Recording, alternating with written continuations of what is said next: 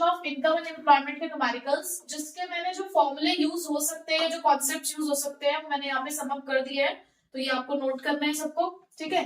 तो स्टार्ट करते हैं एक सिंपल से क्वेश्चन के साथ, जहां पर आपको इनकम दे रखी है 0 से लेकर 200 तक, सेविंग्स दे रखी है। आपको क्वेश्चन में फाइंड आउट करना है एमपीसी एंड एपीसी।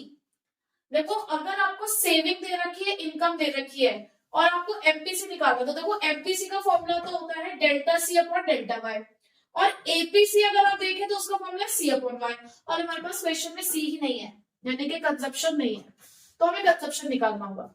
अब कंजप्शन कैसे निकलेगा? अगर हमें यहाँ पर कंजप्शन फाइंड आउट करना है तो वो कंजप्शन अब निकलेगा कैसे?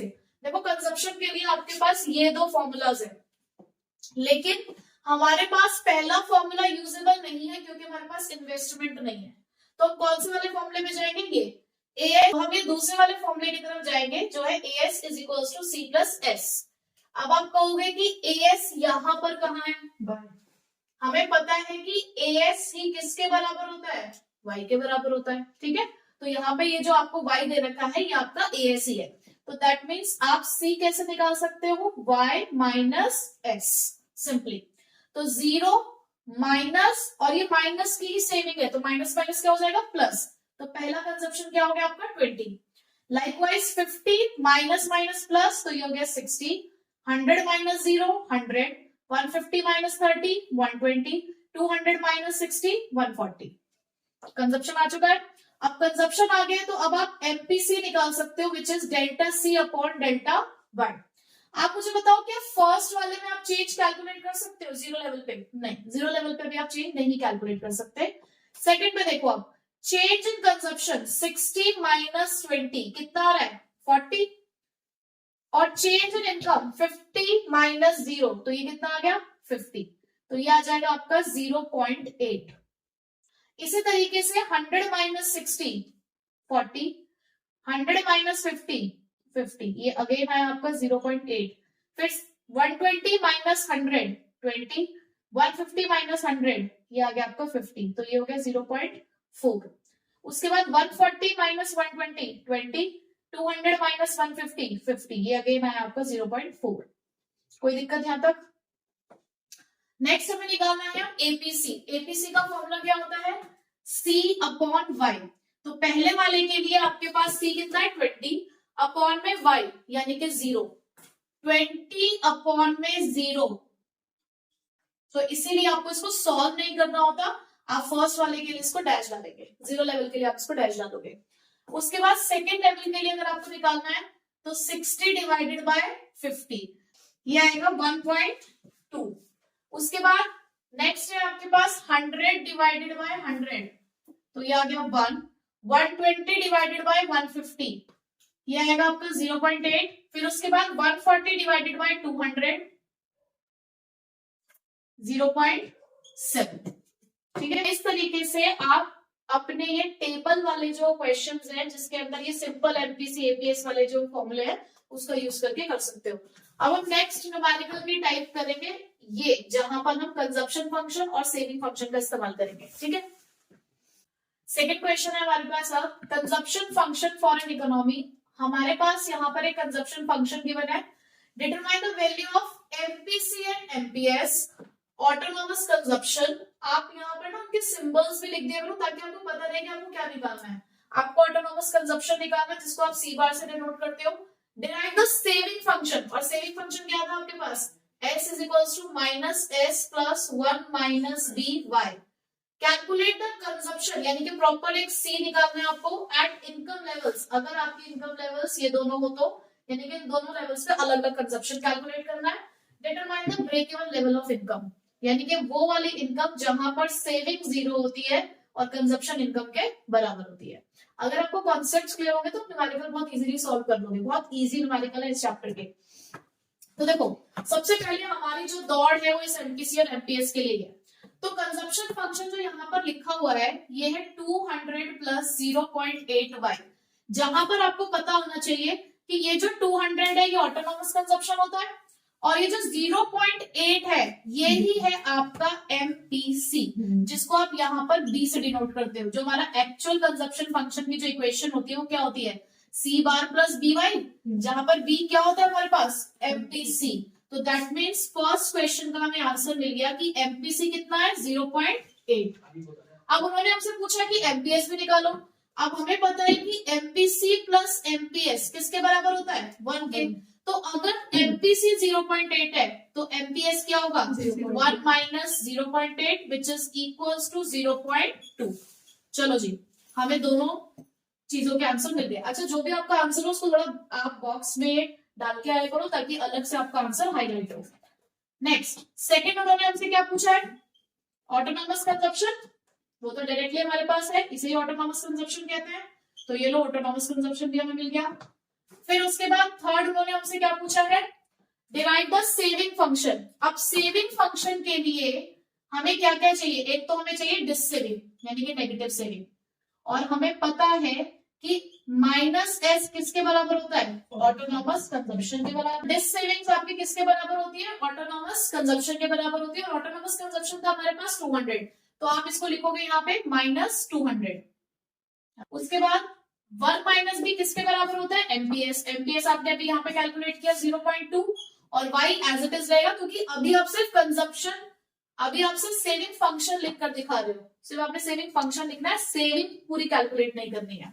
उसके बाद calculate the consumption at income level this. देखो आपने कंजप्शन फंक्शन ऑलरेडी यहां पर लिखा हुआ है 200 प्लस 0.8 y।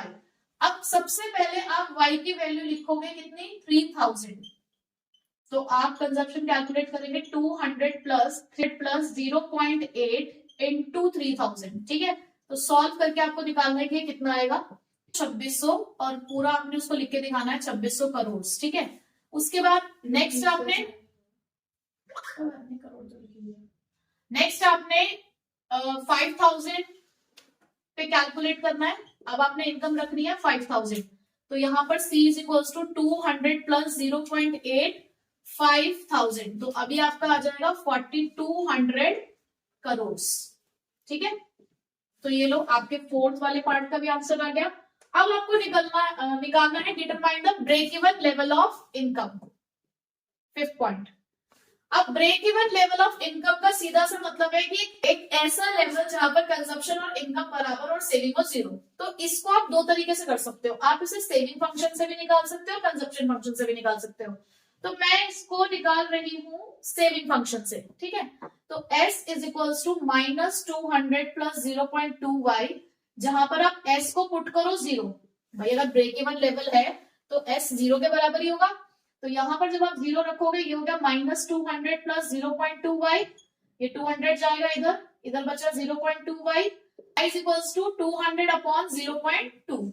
तो आपके पास break even level of income निकल कर आएगी 1000 करोड़।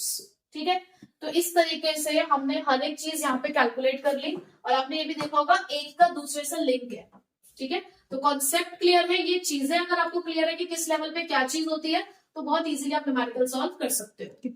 हाँ, तो थर्ड टाइप ऑफ न्यूमेरिकल है हमारे पास in an economy with every increase in income. देखो यहाँ पर हमें एक पॉइंट मिला, with every increase in income 10% of the rise in income is saved, यानी कि जितनी भी आपकी इनकम बढ़ती है उसका 10% आप सेव कर लेते हो। तो दैट मीन्स आपको क्वेश्चन में गिवन है एमपीएस 10%, जिसको आप लिख सकते हो 0.1।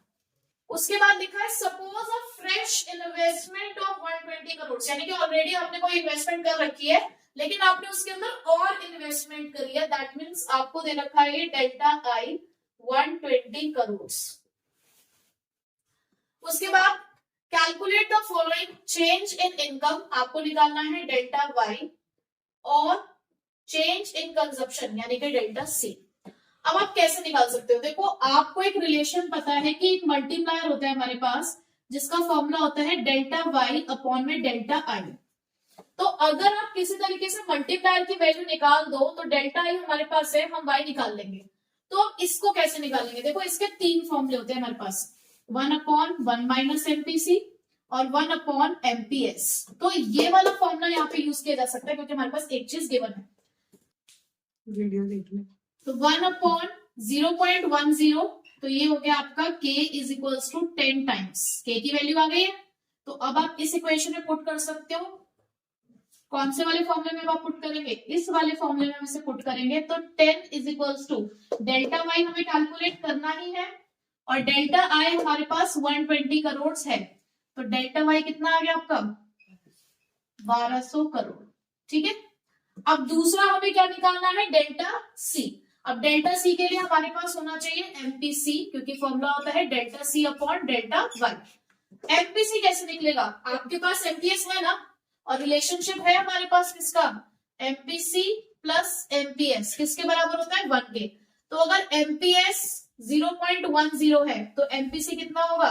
0.90। ठीक है, तो यहाँ पे आप 0.90, डेल्टा सी हमें निकालना ही है, ये हमारे पास 1200 है।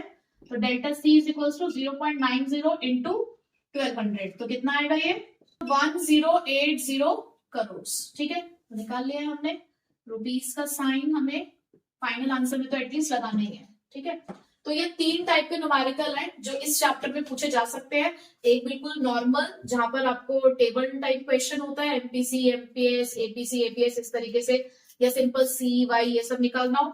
दूसरा टाइप का जहां पर कंजप्शन फंक्शन या सेविंग फंक्शन के ऊपर बेस्ड क्वेश्चन होते हैं, और ये हमारे मल्टीप्लायर वाले न्यूमेरिकल्स थे जो मल्टीप्लायर के कॉन्सेप्ट पे बेस्ड थे।